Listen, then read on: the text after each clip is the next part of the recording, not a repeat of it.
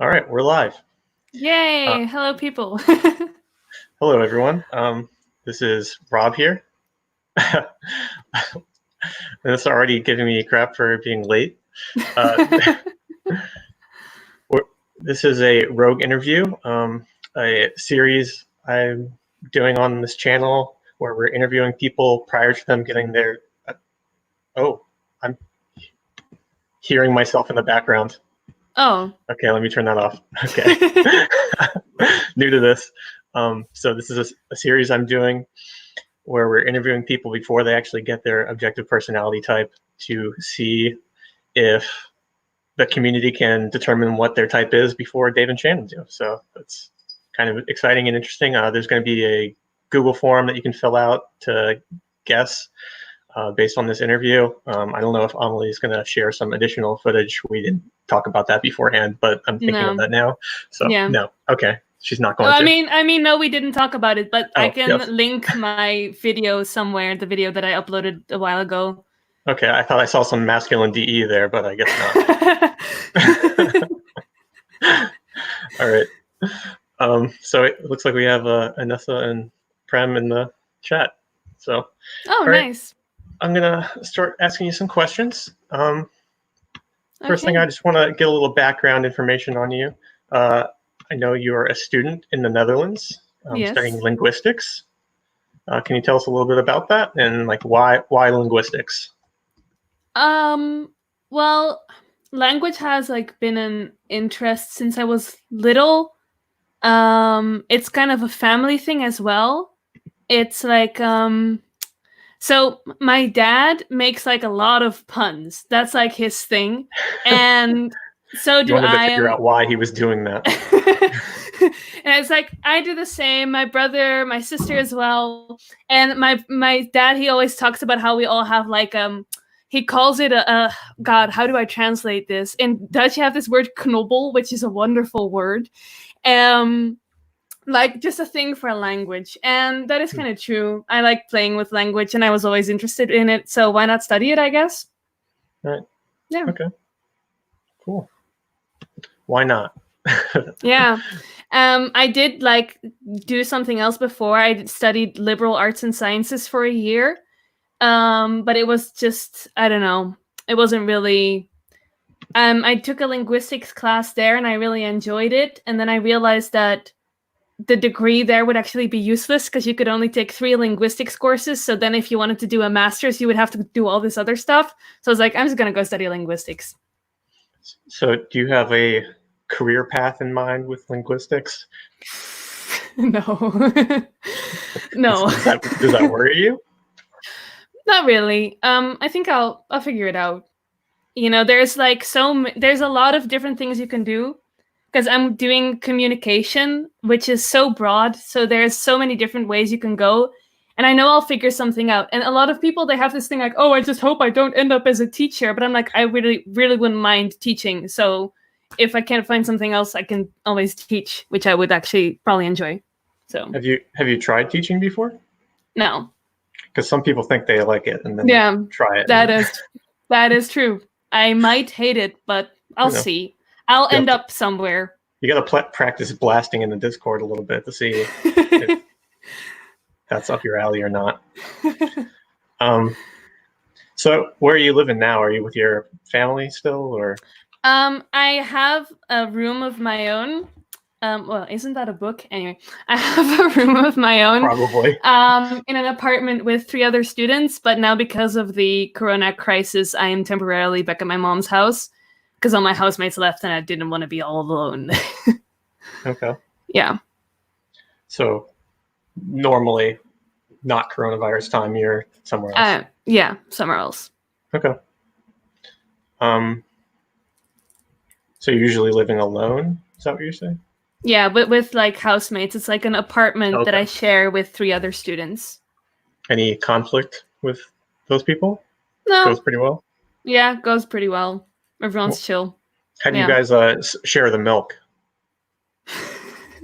What? Like, do you guys have like one milk that you share, or do you have to like individually buy milk? No, everyone individually buys milk. I don't really drink milk, but if I were to, I would buy my own that milk. would be an issue. We all have our own little shelf in the fridge, and then we have one more shared shelf for anyone who needs more space. It's all figured out, like SC clear. Okay. Yeah, I went to someone's apartment once, and they had this thing on the refrigerator where it dictated like who was gonna do cleaning of the kitchen like every week. So it's like one person was dictated to clean the kitchen every week. It's like, oh geez. Yeah, we have that. I have one housemate who makes the really neat schedules that we all have to follow. Yeah, I kind of wish I had that when I was living with a roommate, but I was not going to be the one to enforce that. So. Yeah. Okay. No, she was this housemate who does this. She was away for a while on exchange, and then it didn't happen. But now she's back, so.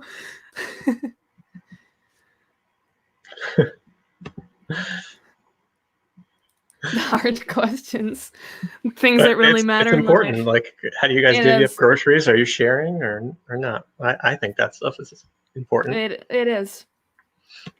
Got to get that SI clear or whatever. I don't know.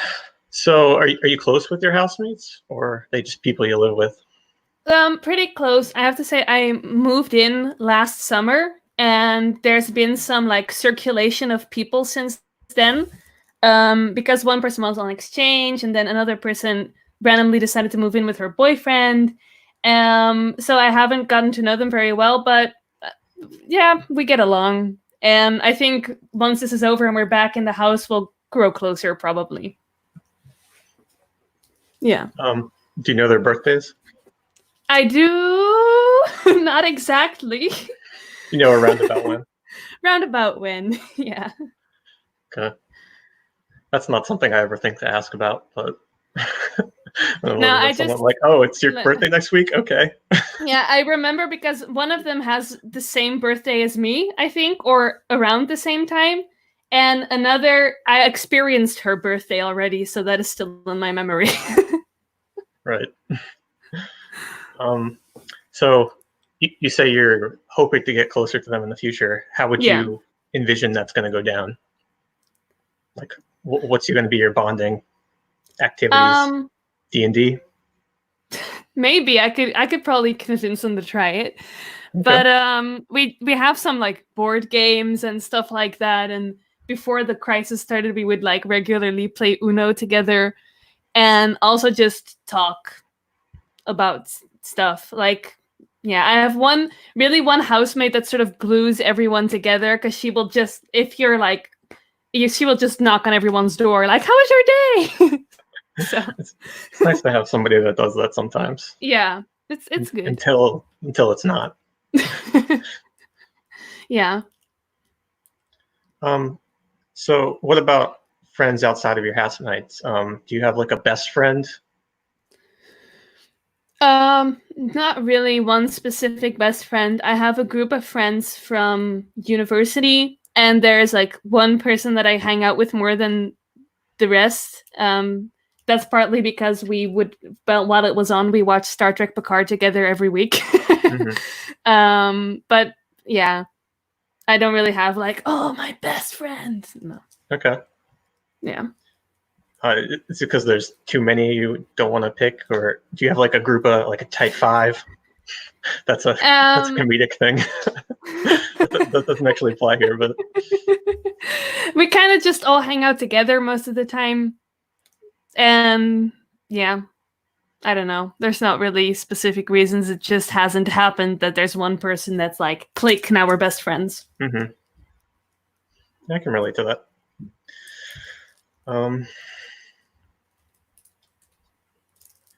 Okay, so how would you describe the way the people around you influence your life? Like, are they, you kind of said your family influenced you to sort of get interested in linguistics in a way, but yeah. What other things, like some of your interests that you've listed off, like spirituality and things like that? Is that more your independent research, or something you're sharing with those around you? It's actually a lot of things that I share with those around me. Because the spirituality thing, like, when I was around 16, I think, my brother, he had just moved back into the house after living somewhere else for a while. And I think it was him who discovered Eckhart Tolle. And then I started reading his book, and my mom started reading his book. And then all together, kind of, we started listening to Alan Watts, Ram Dass on YouTube, that kind of thing. And my mom, she will be like, if she sees something that my brother and I are interested in, she will just like buy a ton of books and be like, oh, I'm going to read the books too. And then suddenly the house was full of Buddhist books, and we all kind of did that together. Oh, that's cool. Yeah. And I think with a lot of things, it is like that. Star Trek as well is one of my favorite things. I grew up watching it with my family. And tarot cards, that's something I did more by myself, but I still got it from a friend initially. Yeah. Right.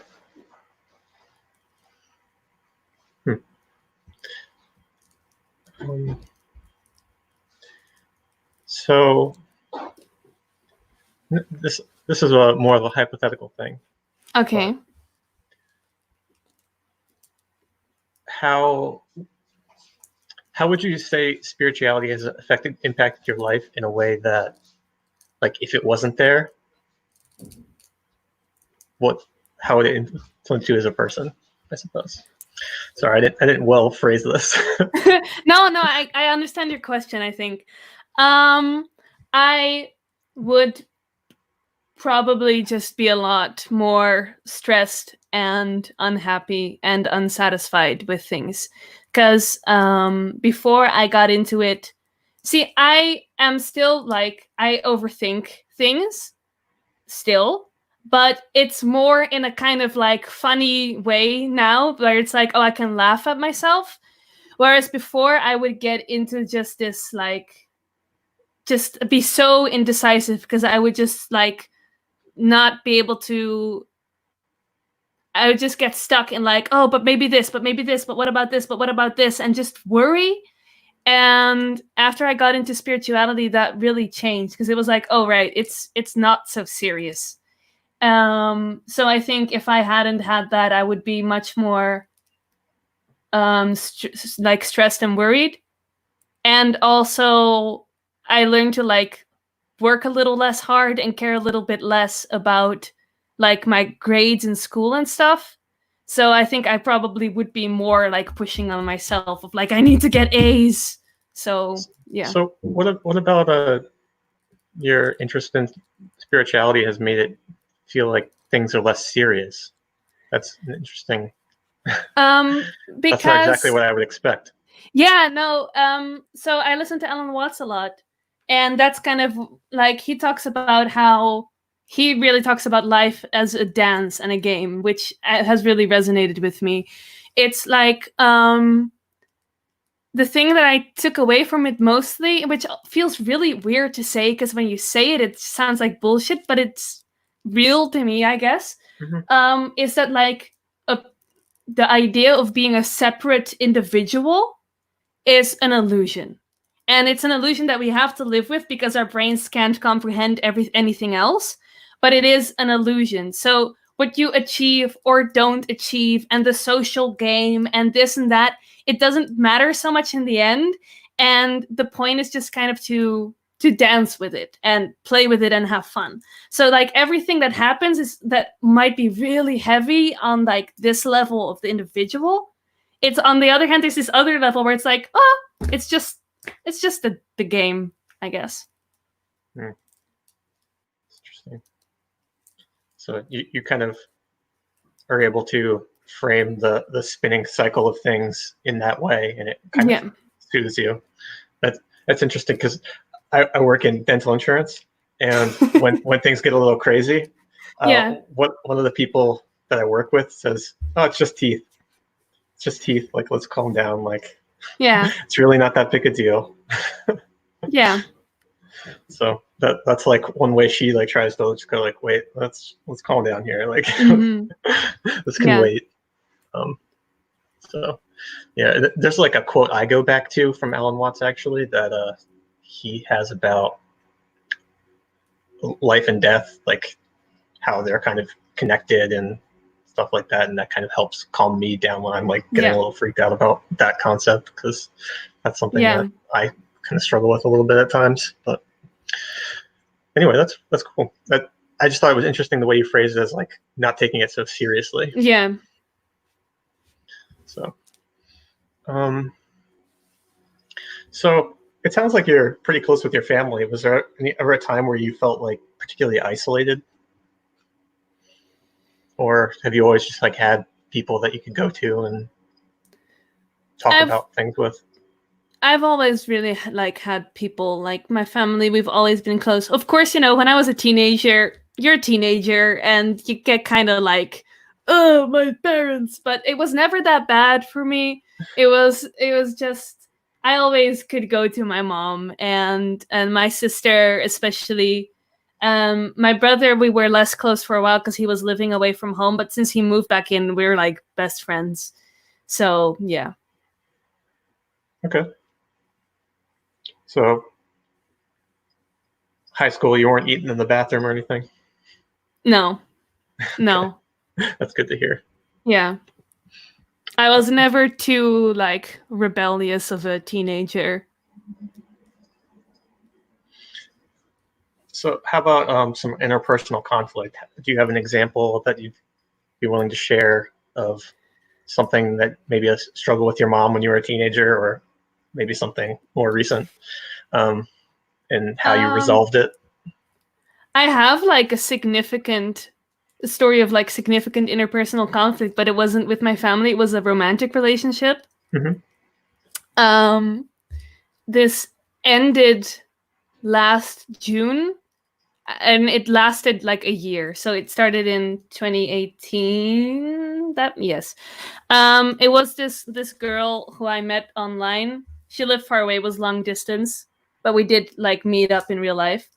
And it was a very intense relationship, where she had a lot of like mental health struggles, and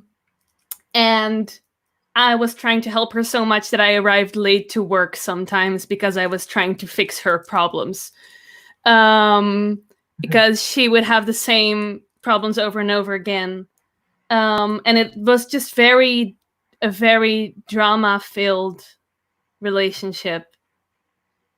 I think that's the most like interpersonal problem/conflict that I've had.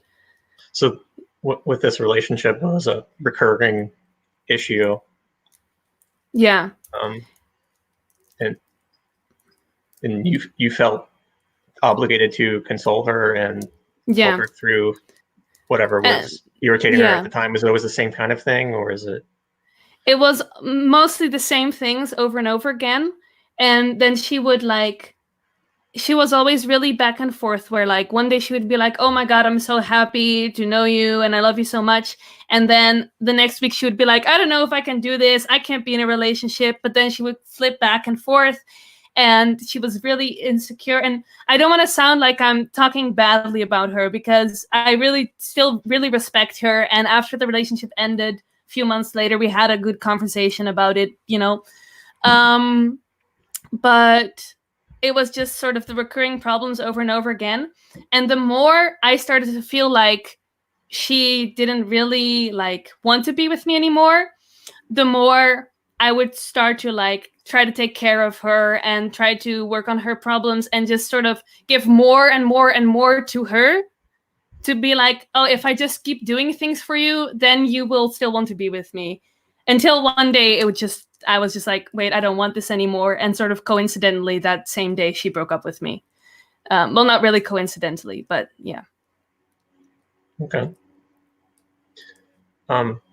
So never mind. You described the relationship as intense. I guess I just want to clarify that you felt like it was intense because you were constantly in cycles of resolving these interpersonal conflicts and trying to make the relationship work. Were they about your relationship, the problems? I guess I didn't. Partly. Okay. Partly. But yeah, it was intense because it was this up and down cycle. Yeah. Yeah. Okay.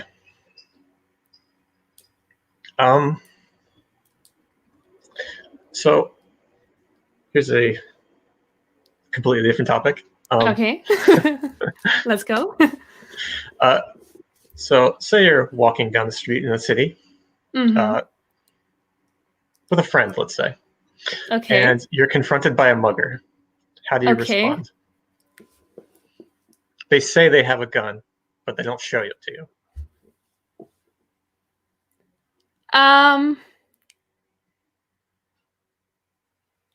I don't think I could like definitively say this until I experience it. Sure. But just what viscerally do you feel? I would probably be, nervous like anyone. Um, I think I would just sort of like try to handle it like calmly and just give them what they want and walk away safely. And at least make sure that my friend doesn't get hurt. But I think that a lot of people would say that, but in such a situation, you'll probably still look out for yourself. But yeah. But you don't have any like kickboxing moves that you No. Oh, feel no, confident not in? at all. No. All right. No. Have you ever had any sort of physical conflict? No. Most people hopefully haven't. I hope so too. Hope everyone's okay out there. All right, let's see.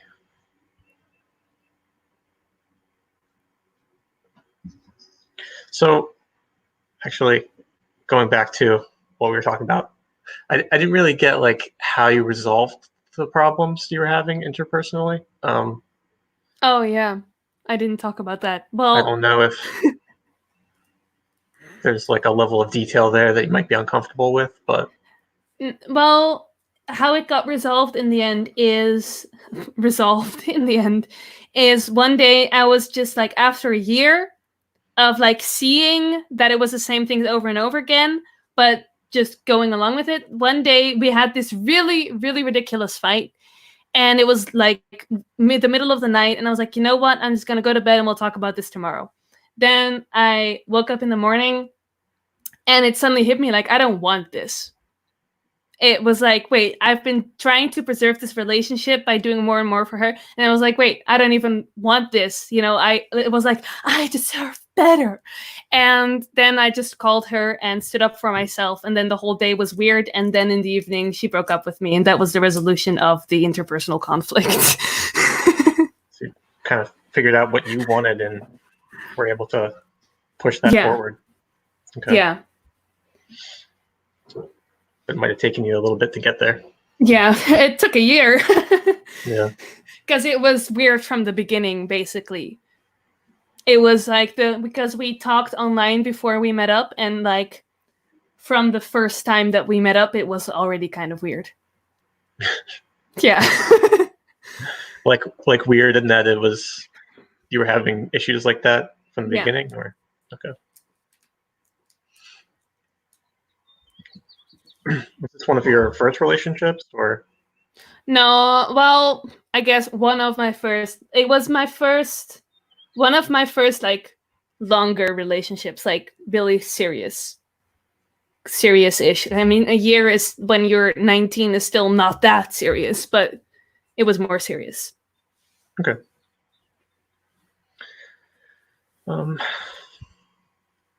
So, coronavirus. Yeah. The topic on everyone's minds. Yes. At least right now. Engineered by the government. No, I'm kidding. Oh, okay.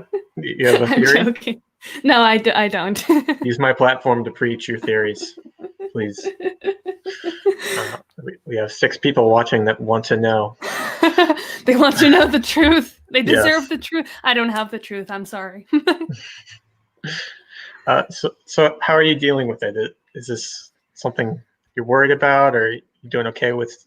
Are you still doing school stuff? How's that going? Well, it's not like Yay, obviously. But This I isn't your think ideal life. no, it really isn't. I, sitting in the house all day, it's only like, and not being able to see my friends and my sister and everything, it's not the best.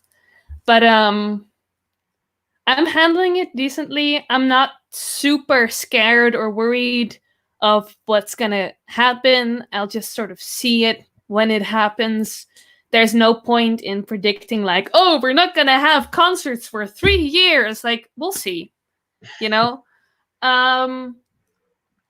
But yeah, I'm still doing school stuff. I did drop a few classes because I had trouble organizing everything for myself without having like actual classes to go to. So I'm just doing the essentials right now. Okay. Yeah. Seems smart.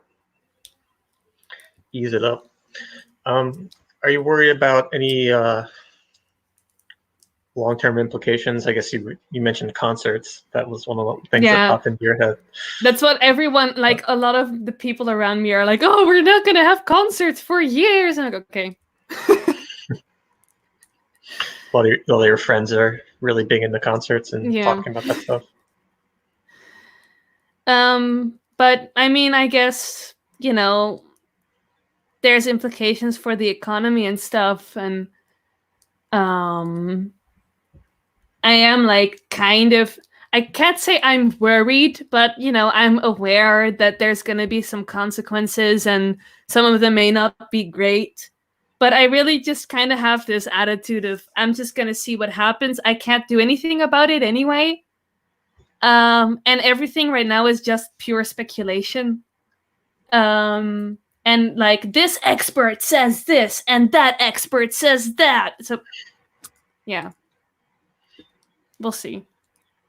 I realize that's kind of I speak from a position of privilege in that sense because I am financially secure, but yeah.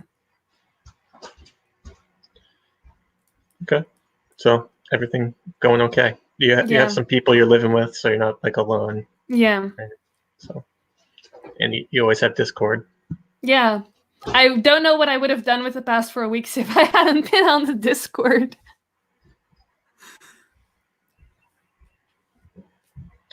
All right.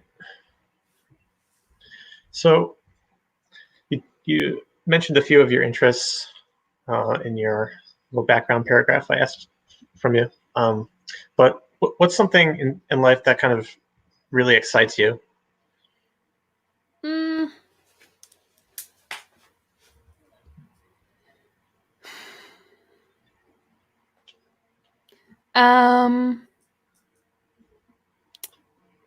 I guess whatever new cool thing I'm learning about at the moment, generally. Mm-hmm. It's not one specific topic that really excites me all the time. But you can list more than one thing. Okay, so right now it's Ops. That really excites me, and Dungeons and Dragons is really exciting right now. In the past, it's been like science and futurism, which was a thing that I was really interested in for a couple weeks. Or like writing, or it's just like if I was really into coding for like a month. What were you coding in? It was just I didn't actually code anything. I was just learning about it. Oh, you got to learn by doing. Yeah, but I was just like looking up all the like different things and reading about it. And then I joined like this online course, but then after like a week of that, I just was like on to the next thing, I guess. I don't remember all the details. Yeah, I find that one of the best ways to get interested in coding is to have something that you want to do, and then that kind of guides you to that. But maybe that's from a perspective of someone who knows how to code in a specific language already, so maybe that's not totally helpful. But But yeah, it's just now on like the backlog of maybe I'll continue that someday. Right. Yeah. I actually knew someone in college who was interested in programming languages in part because they were interested in language in general, because it is so structured. Mm. It is its own language essentially, right? So I don't know if that's something that you've really been able to compare between linguistics and programming to the level that you looked into it yet. But I mean, there are some parallels there, but natural language is in a way more interesting because there's more exceptions to the structure. Because programming languages are like designed to be structured, whereas natural language is structured naturally, just emerges structured, but then there's all these weird things going on. But there are some parallels, definitely. Especially if you look at like the theories of universal grammar and stuff like that.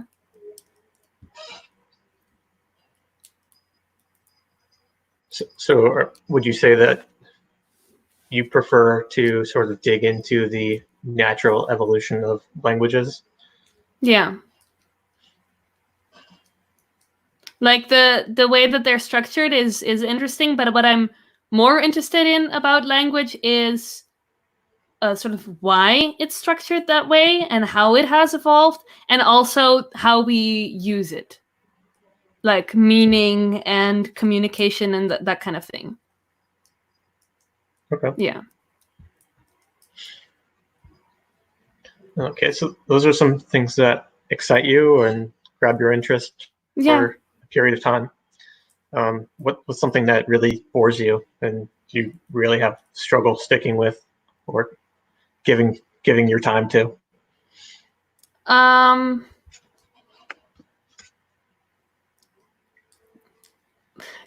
Kind of like anything that I'm supposed to do.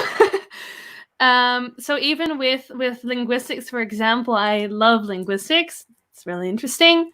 But then I have to like take this course and do these exercises and like learn this stuff by heart and then do it over and over again. And just like sitting down and doing the exercises, I'm like, I just want to like know about all this stuff. Like, oh, this is how syntax works, and this is how this works, and this is how this works, and figure that out. But then I have to like sit down and draw a syntax tree. And that kind of stuff just really bores me. And I think that's part of why I don't tend to stick with interests very long, which is not the best thing. But once it gets to that part, like with the coding as well, once I would actually have to sit down and code something, I would be like, this is no. Yeah. Yeah. So the structure, again, is something you're resisting a little bit. Yeah. Interesting. Yeah. So that's something you have to do, you said. And that is something you have to do for your linguistics class. Is there other things you're thinking of that fall under that umbrella? Well, you know, like cleaning and stuff, but I don't think anyone enjoys that.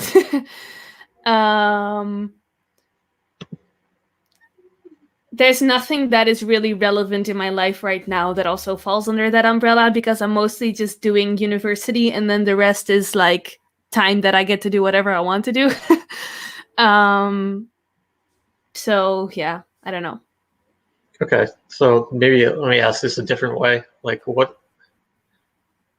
like a job you would really not want because it goes against like something that you just wouldn't see yourself as wanting to do? I think I could like, this hasn't literally happened, but I could see myself like waking up in the middle of the night screaming because I dreamed about sitting at a computer and filling in Excel sheets. I've actually, my mom, she is a secretary at a hospital, and one time I had a summer job there at the office, and I had to work with Excel sheets, and I lasted about 3 weeks. Yeah. So were you just filling out Excel sheets?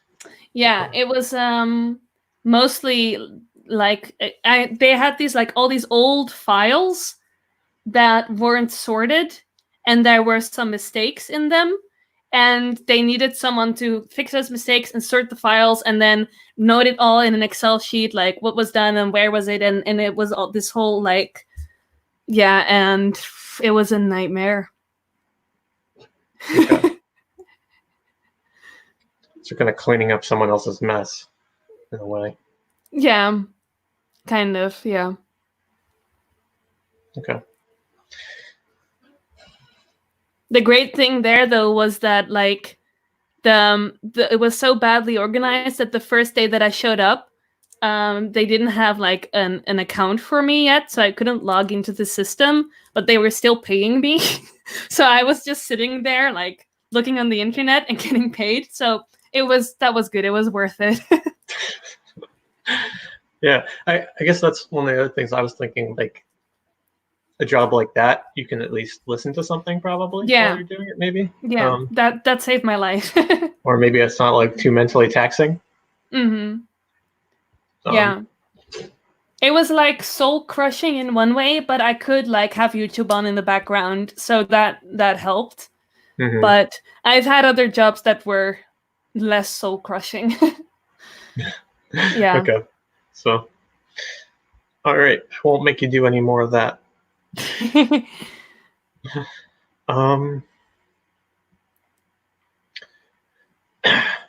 Sorry. Is there something you've like struggled with in the past, but you've found a good solution for now, and so now you don't have issues with it? I guess spirituality or stuff like that, where things are spinning in your head, but now you like found something that helps you kind of stay grounded there. Is there maybe something, another example you have of something like that? Well, this is not really solved yet, but I'm working on it, and I think ops is helping. Is that like after doing one thing for half a year, I want to run. This has been the case with 5 jobs that I've quit after half a year. With my old university, where I actually made it through a whole year, but the last half a year was already like I was constantly thinking of quitting. And now at this university, after doing it half a year, I had the same crisis where I was like, I want to drop out, I want to quit, I want to do anything else but this. But now I didn't actually drop out because I was already like into ops and like heard about other people having these similar patterns. And I was like, no, this is just my like automatic programming. And if I know now that if I drop out and I go study something else after half a year, I'm going to want to quit again. It doesn't matter what it is, right? It's like the I'm the asshole thing. So that is something that I've really struggled with in the past, is that I just want to like go. After half a year, it's suddenly like I'll not be aware of it at all until one day it's just suddenly like I'm in prison, I'm trapped, I need to leave, and it just feels like the only real thing in the world is that I need to leave. But that is getting slightly more under control now. Yeah. And the way you're resolving that is by telling yourself that that isn't true.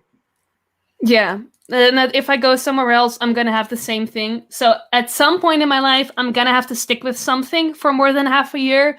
So it might as well be this. Because whatever it is, I'm going to have that same feeling. Probably. Probably. Okay. Yeah. Also, I have 18,000 euros of debt already, so I better get a degree. Yeah, we all build up a little bit. It's probably more than that by now, because that was a few months ago.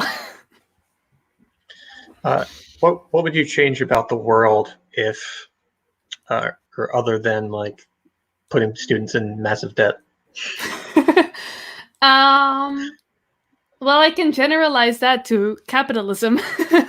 I'm not a huge fan. Okay. Can't say that that's my favorite thing. That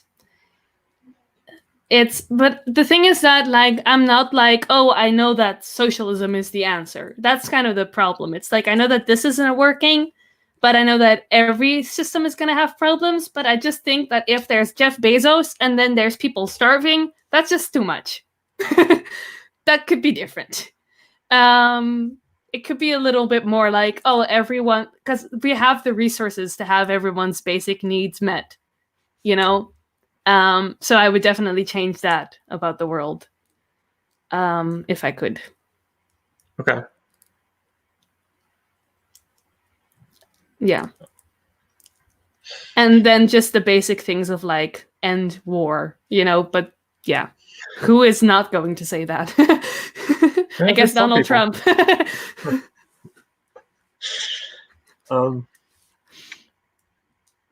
What kind of impact do you wish to have on the world? Is it to influence some of those things? It doesn't sound like linguistics is getting you there, but no.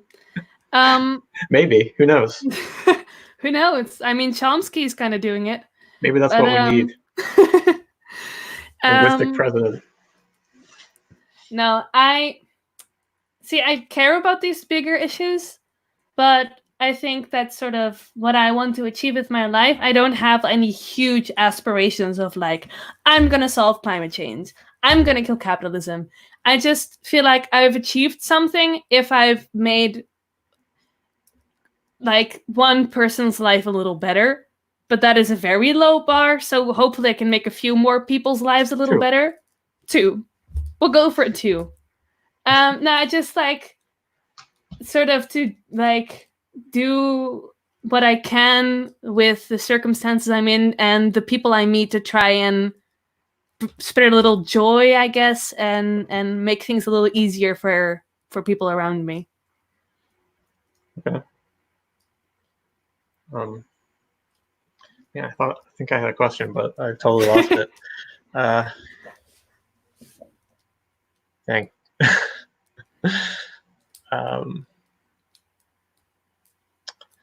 All right. What does an ideal day look like for you? But let's just say like coronavirus is not happening right now. Yeah. Okay. And you get to like plan this day out ahead of time. What would you want to do? I would do something fun with friends, like go to a theme park or yeah, I would probably go to a theme park. I was gonna say or a museum or a movie, but theme park is definitely up there. So I would like Do you do that much, or is that like a rare kind of thing? It's a rare kind of thing. Okay. Yeah, because it's expensive and yeah. But yeah, I would go to a theme park with friends, and just really, or family, doesn't really matter. Just my ideal day is just like doing something fun with fun people. And if I could like learn something interesting along the way, cool. But even if it's just going to a theme park with friends, that's like, yeah. Okay. All right. So how did you go about preparing for our Dungeons and Dragons campaign? Oh God. It was like a crack addict. Give us a little insight into like your planning methods and stuff like that. Basically I don't reveal too much. I don't want any spoilers here. Don't worry. I think I just like somehow when the idea came up and the decision was made to do it, it was like a sort of metaphorical, like big bag of cocaine suddenly appeared in my room. Okay. And I was just like going off of that for 2 weeks. And what I did is I started whatever I was doing from that moment. Critical Role was on in the background, whatever I was doing. And I was like watching videos about the rules and just reading, because we know it's this pre-made adventure, so just reading through the book and just sort of like trying to like get as much knowledge as I would need and figure out what I needed to know and how I was going to do it. And I just spent so much time reading and watching YouTube and reading and watching YouTube. And then in the end, what I did is I sort of made some notes of like, in this place, there's going to be these characters and I need to know what they're like. And they're going to have maybe this kind of voice. And then... it's getting structured again. Is that the hard part? Yeah. I wanted to just keep on reading and watching stuff, but, you know, I couldn't just show up with, like, a whole mountain of stuff and then sit here like, guys, I don't know what to do. There's a whole mountain of stuff, so I had to figure it out. It was like, you know, I need to actually be able to lead you guys through this. So I just made some notes of like, this is what this location is like. These are some noteworthy things. And then I made the maps in Roll20. And I spent a lot of time, like, I have a document that's literally called Any Dump, where there's like a whole bunch of things that might show up somewhere. Like, oh, what about, I could put this in there. Like, I remember this one time in the Discord, I don't even remember why, but you said something about like a magical floating talking butt, and that is now in that document. Did I? You did. Yeah, it was you. All right. Maybe I said that. even wrote down that it was you. So, unless I imagined it, but yeah. All right. Yeah. But it was really like just going for 2 straight weeks until the first session. What would you say has been the like hardest part of organizing that so far? We've only done 2 weeks. One of those was character building. So, well, the character building was the hardest part. It was like all the rules and the right information, and then where do you put these numbers? And I was sort of almost anticipating like, oh, maybe the actual playing is gonna be difficult, but it was like, even though you guys did some things that I never ever would have expected, I was like ready for like I was like, oh, maybe they'll react this way, maybe they'll react this way, but you guys did something completely different. But it was like, okay, we're doing this, cool. So that was just fun. But the numbers game, and also when you did smash the crates, having to figure out like how much loot can be in there, what is it worth, is it gonna be overpowered or not? Then I just ended up giving you a ton of rope, and thankfully you all went with it. But yeah, I've never done this before. I can't like yell at you. Thank God. So. Please don't yell at me. Then now I'm gonna have to be masculine with a tribe. Okay. So just getting that all organized was kind of difficult, and making sure that everybody had the information they needed. Yeah. But I also like, it was difficult, but it also felt rewarding, because I was like, even though it was difficult, I feel like I kind of went into this like, oh, you can thank me later kind of mode. Like, I'm doing this for you guys. Here's all your information. But still, it was like, yeah, I don't know. Who has been the one that's been the most annoying to like make sure they're doing everything correctly? Is it Stacy? I'm pretty sure it's Stacy. Oh yeah, it's definitely Stacy. Always Stacy. When is it not? I'm kidding. Actually, Tyler, because he wasn't in the Discord for a long time. Mm-hmm. Yeah. Now we got him. We got our hooks. We got him. All right. We're getting close to 50 minutes here. I actually kind of want to see if we have any questions from our viewers. Yes. So if you guys have any questions, you want to post them in the chat here. I guess Amélie will see them, but I'll put them up on the screen for us. I can't believe it's been 50 minutes. I know. Time flies when you're having fun. Yeah. You're talking about Dungeons and Dragons. Yeah. And relationship problems. You've played that before, right? Yeah. A couple of years ago. Just one campaign, or? No, I had like a Pathfinder campaign that I was part of for a few months, and then a Dungeons and Dragons campaign that I was part of for a few months. So 2. Oh, that's a lot. You have a lot of experience there. But I was kind of messing around, especially with the D&D. I was like a really bad player. I was not prepared at all. I just came in like, DM, tell me what to do. It was really bad.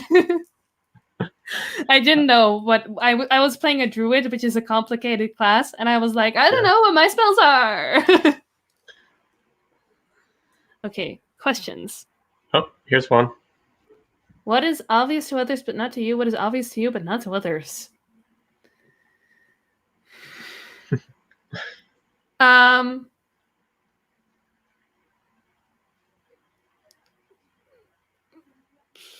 I mean, I was talking to my mom the other day, and I told her some stuff about ops, and she said that I could learn to be a little more aware of feeling. Because, like, I don't know if that's true, but that's because So you're just telling her about the thinking versus feeling dynamic. Yeah, I was telling her about what that means, and so I guess that is probably true if I think about it. Like, for example, with my mom and I, we went shopping, and there's all these measures now for the coronavirus, but we had to get something from the store, and it's a little weird. It's not like normal, so you have to like. Every person has to have a basket, and you have to get your own receipt from the thing, and you have to stay 1.5 meters apart. And my mom, she was like annoyed, and she was like, oh, shopping isn't even fun anymore, and I don't like this, and I don't want it to be this way. And in the moment, I just went like, oh, but it has to be this way because blah, blah, blah, blah, blah, blah, blah. So it doesn't matter if you like it. You're supposed not to like it because we're supposed to stay home. And then later I was like, oh, maybe I should have been a little more understanding. That she just felt like, this sucks. So I guess that maybe what is obvious to me but not to others. I tend to be kind of a translator sometimes for people who are not communicating well. Like my dad and my stepmom, they will often just go whoosh. And somehow I'm just like, oh, but she's coming from this perspective and trying to say this, but not explaining it well. And he's trying to say this, but not explaining it too well or not in her way. And then I always can kind of like, oh, but they're trying to say this and they're trying to say this. And then people are like, oh, cool. And I don't want to act like, oh, I'm so smart, but this is something that happens. Or it's like two people are agreeing with each other, but they seem like they're arguing. Yeah. That kind of thing. Yeah. So next question, or did you have more there?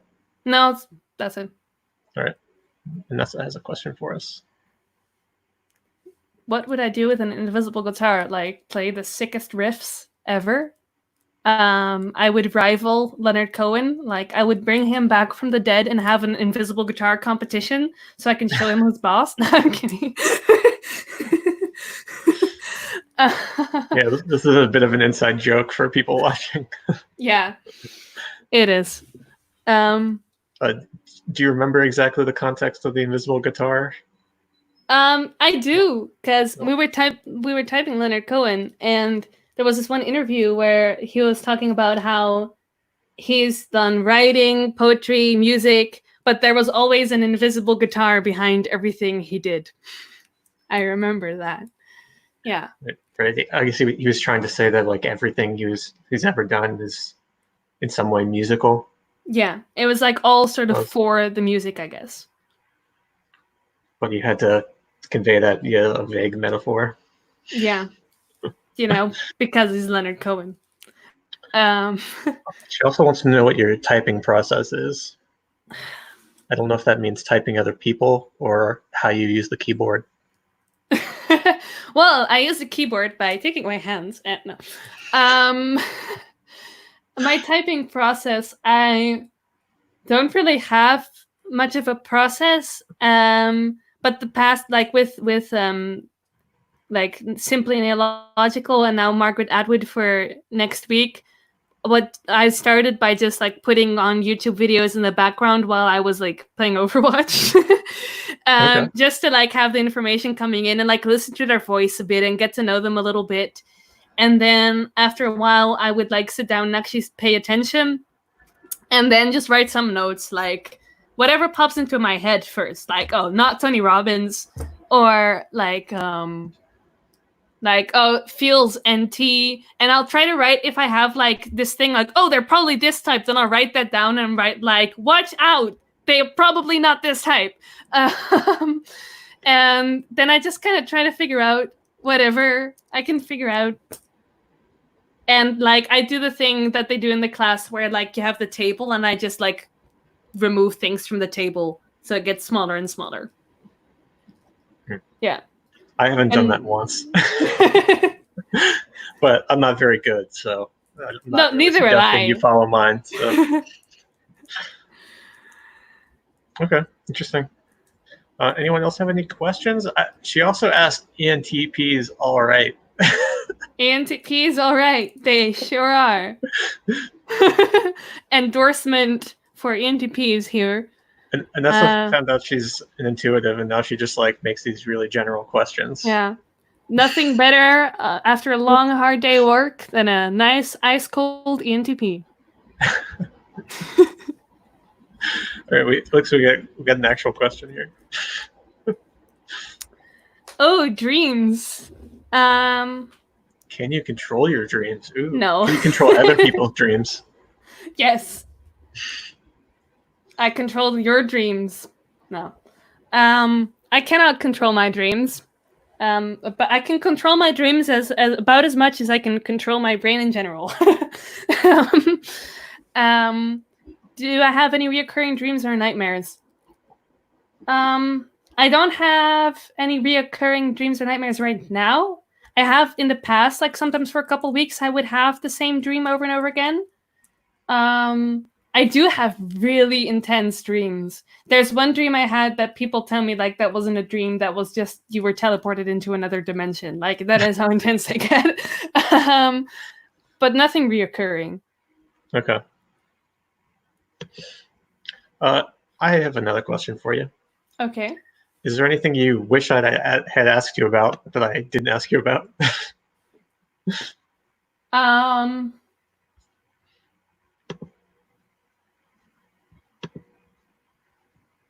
don't think so. There's like nothing that I'm like, oh no, I have to talk about this. So. Okay. No. Well, that's good. So you mentioned Overwatch, which is a video game for anyone who doesn't know, I guess. Do you play many video games? You didn't really mention that. Oh no, I didn't, but I do. You on play and them off. a lot? Sorry? You said on and off. Sorry. You can talk. Oh, no, it's okay. But yeah, on and off. Like sometimes I won't play video games for months and then I'll like I played 80 hours of Divinity Original Sin 2 in the first 2 weeks of quarantine. Actually, probably a week and a half, something like that. But I do like video games. Yeah. What kind? RPGs mostly. Overwatch is not an RPG for those watching. No, Overwatch is the exception. It is like the major exception. Mm-hmm. It's kind of I kind of do it like I didn't actually play for like 8 months until like last week because I played it with my ex and then after we broke up I stopped playing. But yeah, Overwatch is the major exception. I kind of play it casually while I like watch stuff or something nowadays. But I like RPGs. So you mostly play by yourself? Yeah. Okay. I might like get back to playing with people if I ever get more seriously into it, but I don't really care for competitive and stuff like that. But yeah, I like RPGs. Like I've played a lot of Skyrim, and then Divinity. One of my favorite games is Horizon Zero Dawn, which I'm so mad that it's only on PlayStation. But yeah, my brother has a PS4, so I played it. All right, she got one more question in here before we hit 60 minutes, so I'll give Would you. you like to be famous? In what way? Playing Overwatch, obviously. So Yeah, no. Oh god, I could be famous playing Overwatch just for being like an absolute disaster. Like the person who, maybe you could make YouTube videos of you messing up. yeah, true. Like the person who doesn't hit on someone who's standing still right in front of them. Ta-da! Um, but I don't want to be famous. Like, oh my god, please no. But I would want to be like nerdy famous, like Matthew Mercer famous. That just enough that you can like make a living off of like doing nerdy shit, like playing D&D. Like famous in the way that, I mean, Matt Mercer is a voice actor as well, but in the way that voice actors are famous, like they can make money voice acting, doing nerdy shit, but they're not like all over the gossip magazines or whatever. Okay. Yeah. So like mid-level famous. Yeah. Like you have a 100,000 Twitter followers famous. He probably has more than that. Yeah. Let's see. I used to have a Twitter, and Yoko Ono used to follow me, so I guess I've already made it. So you want to be around 600,000 Twitter followers famous. Okay. I guess I'll have to start tweeting. Yeah, that might help. All right. Well, I think I'm going to end it there. That was great. Thank you for coming on, chatting with me. Good to get some one-on-one interaction in the pandemic times. The end is nigh, everyone. Yeah, it is. It is coming. Just play enough Dungeons and Dragons that you get transported to that world while you still can.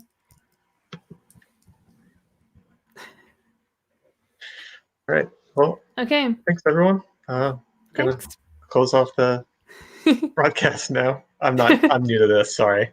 Bye.